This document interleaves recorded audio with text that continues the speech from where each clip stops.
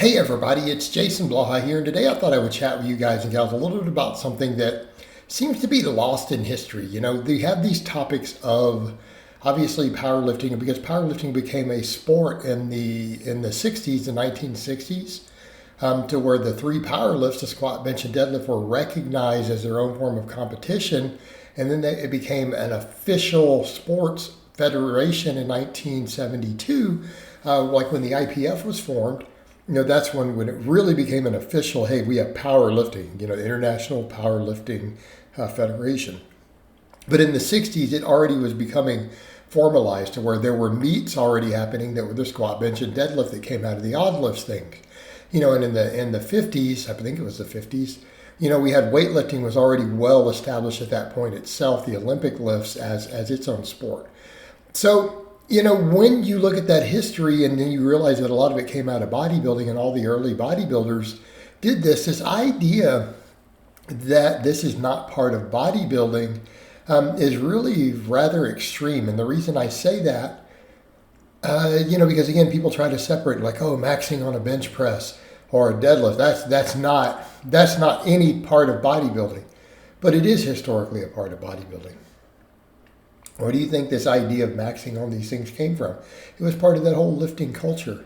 And then you go back and let's say we predate even the IFBB, what we think of as more modern bodybuilding, and you go back to where there were other type federations like a Mr. Universe. You know, you take someone like Reg Park. Okay, Reg Park was at one time the top bodybuilder in the world. He was like the Mr. Universe and all of that, right? And at one time, famous actor and everything else, played Hercules. But he did those lifts, right? And we have to think in that context. Reg Park published a set of workouts, okay? His original program had the squat, bench, and deadlift for 5 rep sets in it that he published. He was Arnold Schwarzenegger's hero and idol. This is where Arnold got his inspiration from. Reg Park had like a 700-pound deadlift and supposedly a 500-pound bench, a 600-pound squat. So he knew his maxes on this stuff. Like up through the 60s, he was the man. Like Reg Park was the best bodybuilder, at least by many standards, was considered to be the best bodybuilder of that era at a certain part in the 60s. He was top dog. He maxed on this stuff. And he was technically doing it before powerlifting became a sport. So when people say, oh, that's just powerlifting, it has nothing to do with bodybuilding, what are you talking about? Plenty of the bodybuilding champions maxed out on these exercises. They did heavy work with them. They did heavy rep work, 3s, 5s, all this stuff. They maxed on these movements.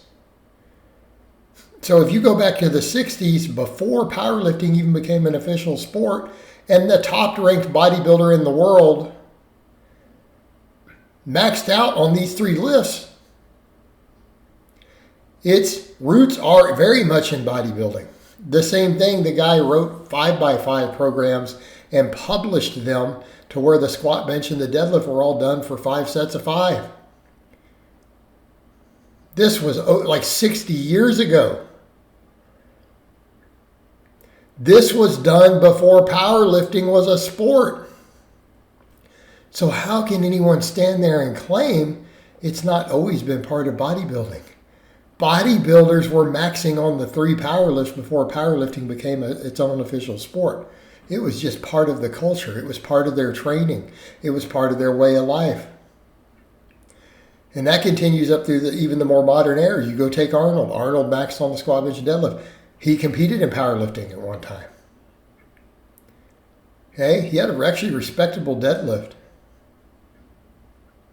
So before he became, IFBB champion and came to the U.S., Arnold had already won like a really big powerlifting meet over in Europe. Franco Colombo, champion powerlifter. Again, Mr. Olympia. Same thing, you fast forward to the future. Who's considered the GOAT? Ronnie Coleman. Look at all those titles he won.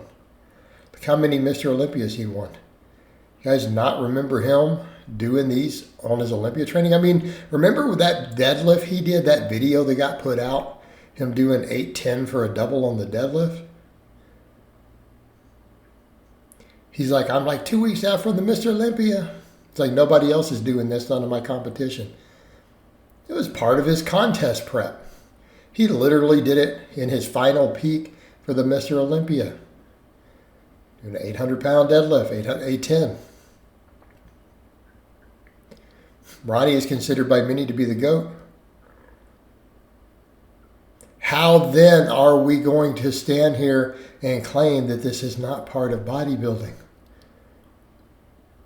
He won the Mr. Olympia that year, doing crazy max effort type deadlifts and possibly benches. Not that far, because there's also a lot of footage of him doing 500 for doubles on the bench press.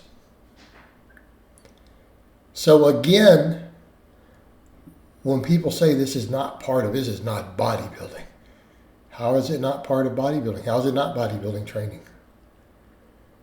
Well, some of the greatest Mr. Olympias have done heavy max effort type squat, bench, and deadlift in their training, even part of their contest preps before winning the Mr. Olympia. Number one most coveted bodybuilding trophy in the world. That's it. That's as far as you go. You see where people are going with this? Well, you don't have to do any one exercise. I mean, technically, you don't have to use dumbbells to curl for bodybuilding, but plenty of champions use them.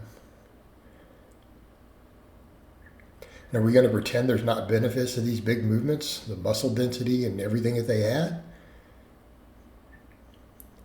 What about all these champions who did them? Are we going to claim it was counterproductive? Because people say, well, maybe it didn't add anything to their training. Yeah, but they won.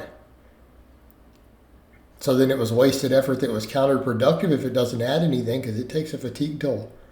Yet they were still number one. I don't think it was too detrimental.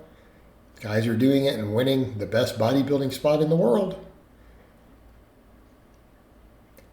There's even plenty of reason to suggest that heavy singles can improve performance and muscle fiber recruitment on later work sets.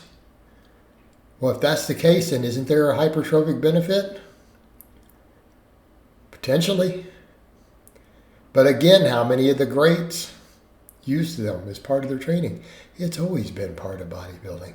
Just because it's now part of another sport doesn't mean it's not still part of bodybuilding culture, community, and training. Get realistic, people. Read a history book. All right, guys, but that's really all I have to say on that today. I hope it's been informative, and I'll talk to you guys and gals next time.